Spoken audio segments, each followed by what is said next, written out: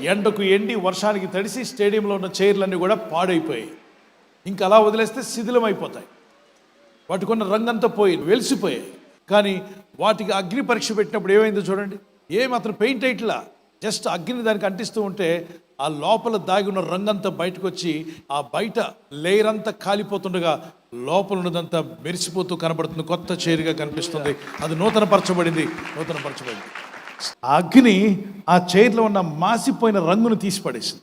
ఈరోజు మన బ్రతుకులే నూతనపరచబడడానికి పరిశుద్ధాత్మ అగ్ని మన మీదకి వస్తూ ఉండగా నూతనపరచబడబోతున్నాయి. ఈ నూతన సంవత్సరంలో మీ ఆత్మీయ స్థితి నూతనపరచబడాలి, మీ భక్తి నూతనపరచబడాలి, మీ విశ్వాసము నూతనపరచబడాలి, మీ నిరీక్షణ నూతనపరచబడాలి, మీ ప్రార్థనా జీవితము నూతనపరచబడాలి, మీ భక్తి జీవితము నూతనపరచబడాలి, మీ పరిశుద్ధ జీవితము నూతనపరచబడాలి.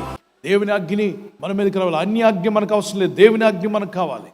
ఆ అగ్ని మనల్ని మండిస్తుంది.